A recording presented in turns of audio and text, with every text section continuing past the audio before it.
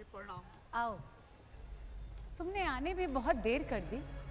कहो, कैकईपुर में तो सब कुशल पूर्वक है। हाँ माता जी, सब प्रकार से कुशल है, परंतु आज भैया राम, लक्ष्मण और पिताजी कहाँ हैं? बेटा, इतनी जल्दी भी क्या है? पहले थोड़ा विश्राम कर लो, थोड़ा जलपान कर लो। नहीं नहीं, जब तक मैं उनके दर्शन न कर लूंगा मुझे चैन न आएगा। बताइए, भैया श्री राम कहाँ हैं? बेटा, मैंने सब ठीक कर रखा है। आओ आओ, पहले थोड़ा विश्राम कर लो। क्या ठीक कर रखा है? शीघ्र बताइए। बेटा, मंथरा दासी ने मुझे सही समय पर सचेत किया, वरना सारा का सारा काम बिगड़ जाता और हाथ मलने के अलावा कुछ भी हाथ नहीं आता। ये आप कैसी रहस्य भरी बातें कर रही हैं माता जी? पहले जो मैं पूछ रहा हूँ उसका उत्तर दीजिए। मैं कह तो रही हूँ, मैंने सारा काम बना लिया, परंतु परंतु परंतु क्या माता जी? परंतु तुम्हारे जाने के बाद महाराज स्वर्ग से धार गए।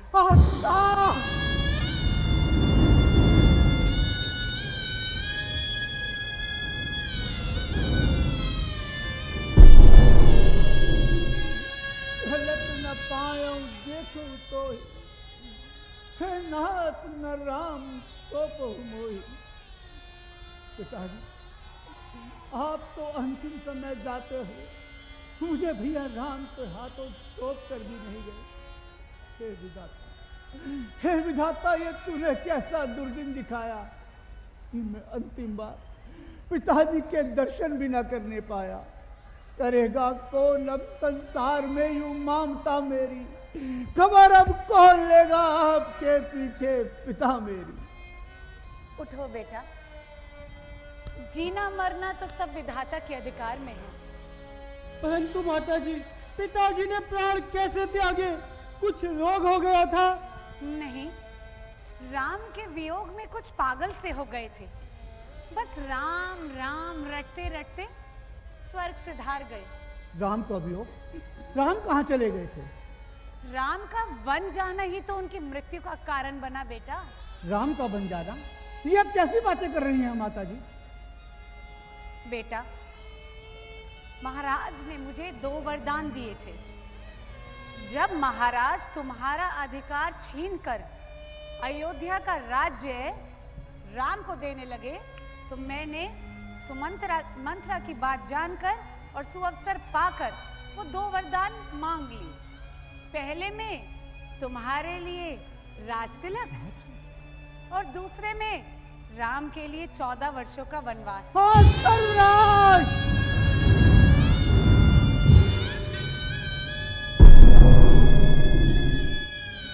तो क्या राम के वन जाते समय किसी ने भी उनका साथ ना दिया और वे अकेले ही वन को चले गए? नहीं नहीं, जानकी और लक्ष्मण ने भी उनके साथ जाना स्वीकार किया और तीनों के जाने के बाद ही महाराज का स्वर्गवास हुआ। धन्य है माता जी, ये तो आपने बड़ा ही सुंदर कार्य किया है। हाँ बेटा, मैं यही तो सुनना चाहती थी। बस बस, मुंह में अंधी होने वाली माता, आज तूने मुझे कहीं का नहीं छोड़ा, अच्छी तरह मेरा भाग्य फोड़ा। ऐसा क्यों कहते हो? आओ, महाराज का दुख भूलकर राज्य स्वीकार करो। राज? जिस राज ने तुझे अंधा बना दिया, जिस राज ने तेरी आंखों पर पट्टी बांध दी, क्या मैं भी उसके चक्कर में पड़कर अपने कर्तव्य को भूल जाऊं?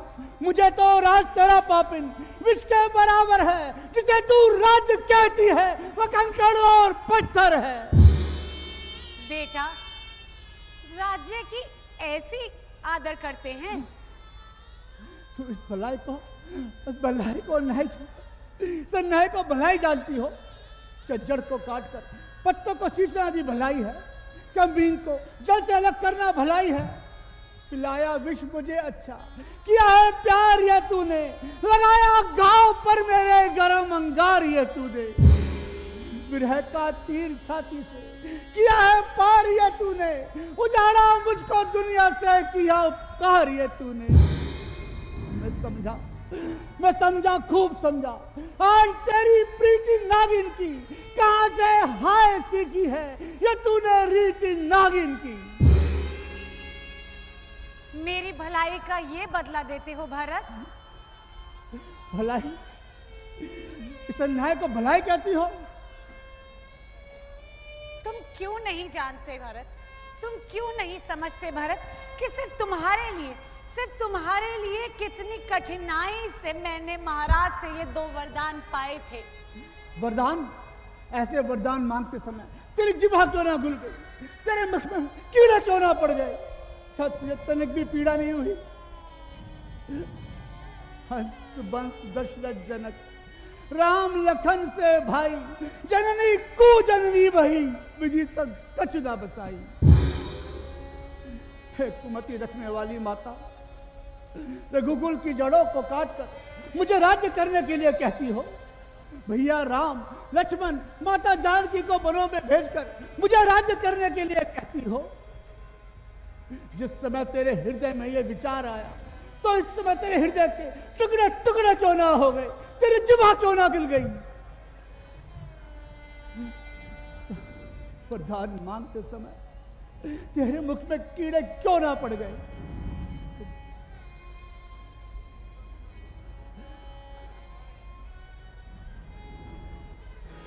यदि तुझे माता कौशल्या की कलेजी की तड़प मालूम होती, यदि तुझे माता कौशल्या की कलेजी की तड़प मालूम होती, तू माता सुमित्रा से पूछती तो तुझे मालूम पड़ जाता कि सब दिल तेरे जैसे नहीं है। तूने अपने ही सुहाग पे लात मारी है, तूने अपने घर को उजाड़ा है। फिर राजा ने तेरा विश्वास कैसे कर लिया? प्रतीत होता है कि अंतिम समय विधाता ने उसकी बुद्धि को हर लिया था। अन्यथा आज यह दिन नहीं देखना पड़ता। भरत, क्या कहते हो भरत?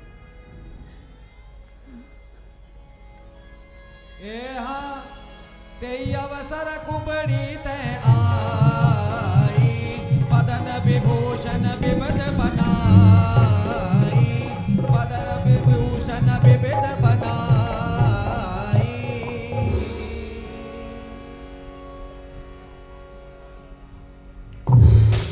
ओ दुष्टा, चांडाली, तूने ही राम को वन भिजवाया है, तूने ही इस वंश का नाश कराया है। अयोध्यासी हृदय जली अब हमें जलाने आई है। रघुकुल का जलता दीप बुझा अब आता पाल कर आई है। शत्रुघ्न, जाने दो भैया, स्त्री को मारना ठीक नहीं। माता जी मुझे बताइए, वो सुकुमारी सीता माता वन में क्यों कर रहती होगी? कैसे प्रजा या सिंधु सर पर अपने सहती होगी? दिन में तपती बालू में चल अत्यंत विकल होती होगी, रजनी के सूखे पत्तों पर या कांटों पर सोती होगी। वन में श्री राम सदस्य भाई, सौमित्र सरीखा भ्राता हो, घर में कुबड़ी सी दासी हो और कैकेयी जैसी माता हो। इतने दुख पर ये वज्र गिरा, छोड़े हैं प्राण पिताजी ने, क्या यही देखने को धारा नरजीवन मुझ दुर्भागी ने। शत्रुघ्न किनारे सरयू के तुम मुझको भी पहुंचा देना, जब हो पिता का दाह कर मेरी भी चिता बना देना। क्या कहते हो भरत?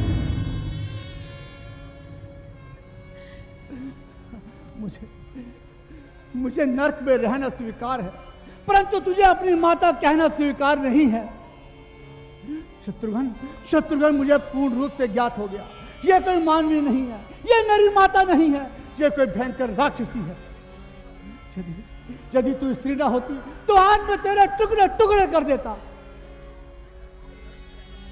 यदि पिताजी, जिस कक्ष में मेरा बचपन बीता है उस कक्ष का आज से मैं परित्याग करता हूं।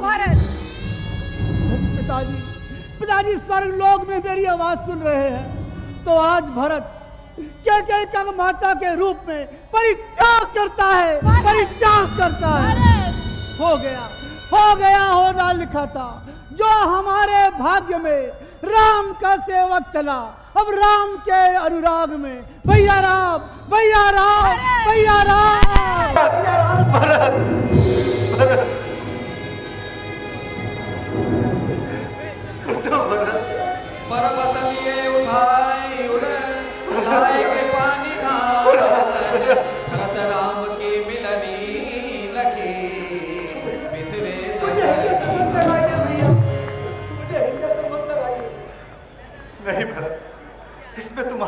दोष नहीं, ये तो सब भाग्य की विडंबना है।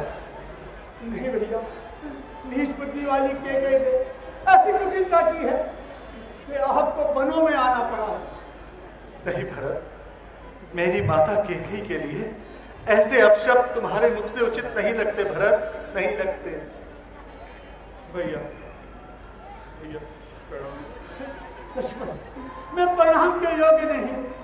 भैया मुझे क्षमा कर दीजिए, मैंने क्रोध के विवश आपके विरुद्ध बाण चला लिया था भैया। तो वो बाण चलाए तो नहीं पगले, तो मेरा उद्धार हो जाता।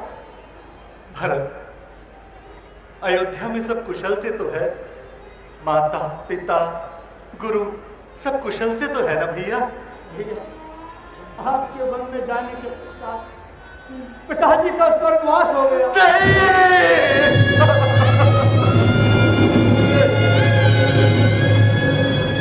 पिताजी,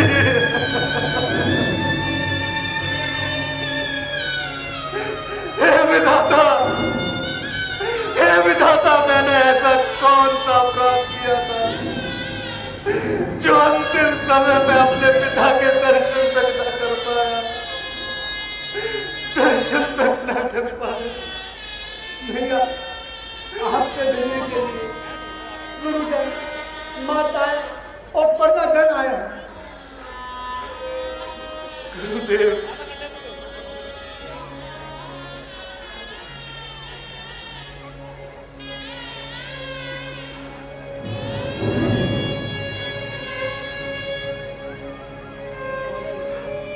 गुरुदेव, मैं अपने पिता को आपको सौंप कर आया था। मेरे पिताजी कहाँ है गुरुदेव, कहाँ है? आवागमन ही संसार का सदा रहने वाला नियम है, और कहा भी गया है, जातस्य मृत्यु ध्रुवम अस्ति, ध्रुवम जन्म मृतस्य च। जो इस संसार में आता है पुत्र, उसे एक न एक दिन जाना ही पड़ता है। गुरुदेव प्रणाम। कल्याण हो। माता जी प्रणाम।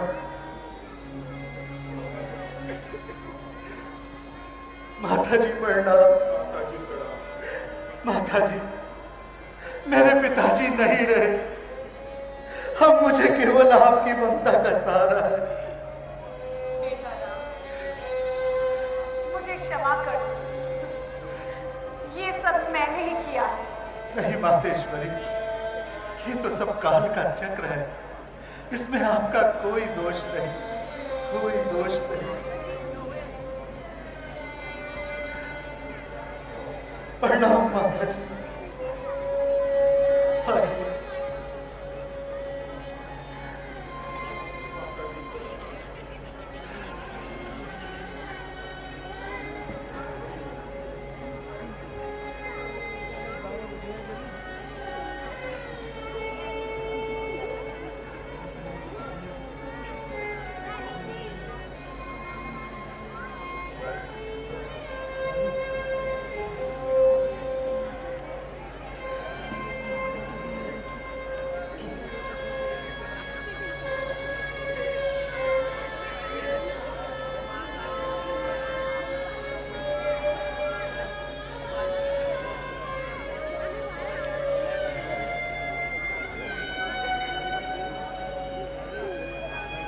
पुत्र राम, हम सब नदी में बहते हुए लकड़ी के टुकड़ों के समान हैं, जो पानी की लहरों के साथ मिलते और बिछड़ते रहते हैं।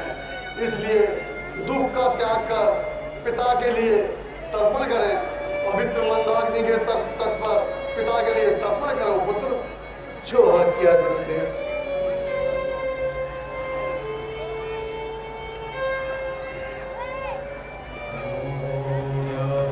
शांति अंतरिक्षम शांति पृथ्वी शांतिरापा शांतिरोषधयः शांति वनस्पतयः शांति विश्वे देवा शांति ब्रह्मा शांति सर्वभौम शांतिरेव शांति शांति शांति।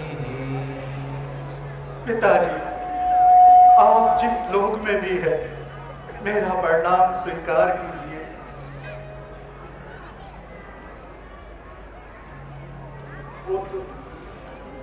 लाल जी की विनय सुन लीजिए।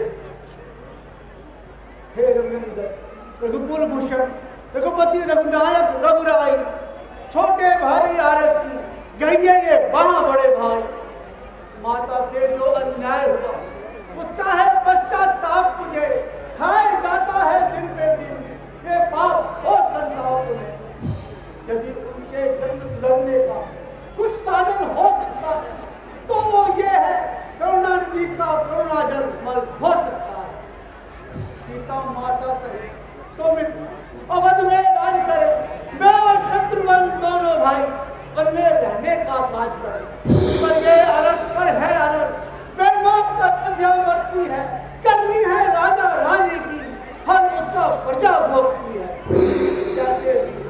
कैसे भी हो चलिए ना है इतनी देर भिखारी की कि ठाकुर जी के मंदिर तक होती है दौड़ गुजारी।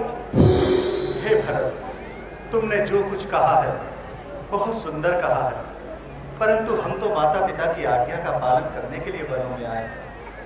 फिर मैं क्षमा करूं किसे? मां को जो स्वयं निष्कलंकनी है, अपने चारों पुत्रों की वो जगदम्बा जगजननी है। भरत, फिर वनवास तो हमें अच्छे मार्ग की ओर ले जा रहा है भैया। परंतु भैया, ज्येष्ठ भ्राता के हो छोटा ना राज्य कर सकता है, क्या करता है तो है अधर्म, ये धर्म शास्त्र की आज्ञा है। जब बात धर्म अधर्म की है तो कर्मशील क्या कर्म करे? हे राघव, आज्ञा देते हो कि भाई भरत अधर्म करे? मैं कभी ना दूंगा आज्ञा ये, तुम पाप अनीति अधर्म करो, उपदेश यही होगा मेरा। सत्कर्म करो, सद्धर्म करो। माता पिता की आज्ञा पालन बेटे का धर्म कहलाता है। यदि ये आज्ञा त्यागी जाए तो ये अधर्म हो जाता है। जब बात धर्म अधर्म की हो तो कर्मशील क्या कर्म करे? हे भाई, आज्ञा देते हो ये भाई राम अधर्म करे?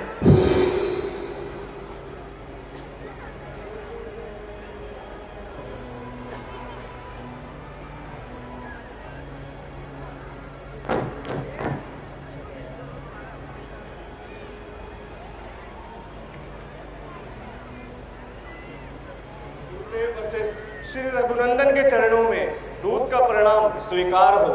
मैं मिथिलेश्वर महाराज जनक जी का सेवक हूँ। महाराज को यहाँ के सारे समाचार ज्ञात हो गए हैं। अब वह महारानी सहित मंदाकिनी के तट पर पहुँच गए हैं। मुझे पूर्व सूचना देने के लिए आपके पास भेजा है। पुत्र राम, लक्ष्मण, भरत, शत्रुघ्न, आप जाएं और महाराज को सम्मान पूर्वक ले आए।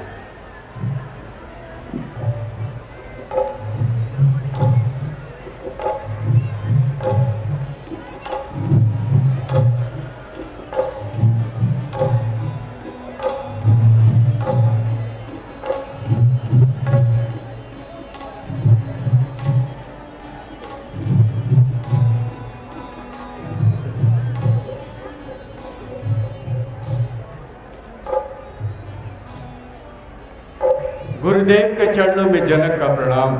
कल्याण हो राजन। गुरुदेव, महाराज दशरथ के स्वर्गवास से अयोध्या के साथ साथ मिथिला भी शोक में डूबी हुई है। पुत्र राम, पुत्र भरत, मुझे दूतों से सारे समाचार ज्ञात हो गए हैं। पुत्र राम, तुम धन्य हो जो पिता की आज्ञा को मानकर 14 वर्षों के लिए वनों में आ गए। पुत्र भरत, तुम्हारा भात प्रेम अमर रहे। अब मिथिला नरेश आ गए हैं। हमें पूरी आशा है कि वो सारी स्थिति को संभाल लेंगे। भरत का भ्रातृ प्रेम और राम का धर्म पालन देखकर हमारा विवेक, ज्ञान सब खो गया है। हम स्वयं ये नहीं समझ पा रहे हैं कि हम क्या करें। दोनों भाई अपने अपने प्रण पर अटल हैं। महाराज, आप मेरे पिता तुल्य हैं। आप ही मेरे धर्म की रक्षा कर सकते हैं। आप जो भी मुझे आज्ञा देंगे मैं पुत्र के रूप में उसका पालन करूंगा। आप राजा भी हैं और ऋषि भी। हे धर्म पिता, श्री राम के राज्याभिषेक सभी सामग्री मैं अपने साथ वनों में लाया। इस समय मेरा क्या कर्तव्य है? लेकिन न्याय मेरे पक्ष में है। तो श्री राम के राज्याभिषेक की आज्ञा आप मुझे यहीं पर दे दो। महाराज मैं अपना धर्म और अपना भारत पे आपके अधीन करता हूँ। बस राम, बस भरत, अब दोनों में भान कौन है, इसका निर्णय तो स्वयं ब्रह्मा भी नहीं कर सकते। फिर मैं तो एक साधारण मानव हूँ। इस दुष्कर निर्णय के लिए मैं अपने आप को भगवान आशुतोष के चरणों में समर्पित करता हूँ। भगवान जैसा उचित समझे वैसी ही प्रेरणा मुझे दे।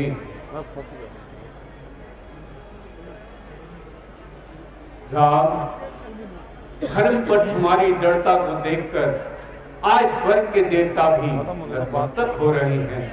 धर्म से बढ़कर कुछ नहीं, किंतु प्रेम, प्रेम की एक अलग परिभाषा है। और वही प्रेम जब अपनी पराकाष्ठा में भक्ति का रूप धारण कर लेता है, उस समय भगवान भी अपने भक्त के आगे हाथ बांधे खड़े रह जाते हैं। इसलिए आज भरत का परिणा भारी है। तुम्हारा प्राणों से बढ़ कोई वस्तु नहीं होती। मैं भैया राम के लिए अपना प्राण दे सकता हूँ। प्राण देना आसान है भरत, परंतु कभी कभी अपने प्रेमी के लिए जीना कठिन हो जाता है। तुम स्वयं श्री राम के चरणों में बैठकर उन्हीं से पूछो कि उनकी प्रसन्नता किसमें है, और जैसा वो कहें उसे ही प्रेम की पूजा समझकर करो। महाराज, आपके उद्देश्य में मेरे हृदय पे पड़े हुए स्वार्थ के पर्दे को हटा दिया। अब तक मैं केवल अपना स्वार्थ देख रहा था। आपने मुझे जताया, इसके लिए मैं जन्म जन्मांतर तक आपका आभारी रहूं। भैया आज्ञा दीजिए, मेरे लिए क्या आज्ञा है भैया? भरत, जीतने वाले नीचे नहीं बैठा करते। आज राम स्वयं तुम्हारे सामने हार गया। जो राज्य तुम मुझे देने आए थे मैं उसे स्वीकार करता हूं, परंतु पिताजी का वचन झूठा ना हो, इसलिए तुम अयोध्या में रहकर राजपाट को संभालो। गुरुदेव वशिष्ठ, आर्य सुमंत राजपाट को संभालने में तुम्हारी सहायता करेंगे। मैं पिता की आज्ञा का पालन कर 14 वर्षों के पश्चात शीघ्र अयोध्या आकर अपना राज्य तुमसे ले लूंगा। बड़े निर्मोही हो भैया, प्रेम का मोल भी नहीं आता। प्रेम किया है तो बिन मोल बिक जाओ भरत। भैया, ये जाते समय आपसे कुछ मांगो तो आप कहेंगे? तू मेरे प्राण मांग ले भरत। भैया, अयोध्या का राज्य तो सुना रहेगा। आप मुझे चंद पादुकाएं प्रदान कर दीजिए। उसी की प्रेरणा से मैं अयोध्या के राज्य का संचालन करूंगा। ठीक है भरत। लक्ष्मण,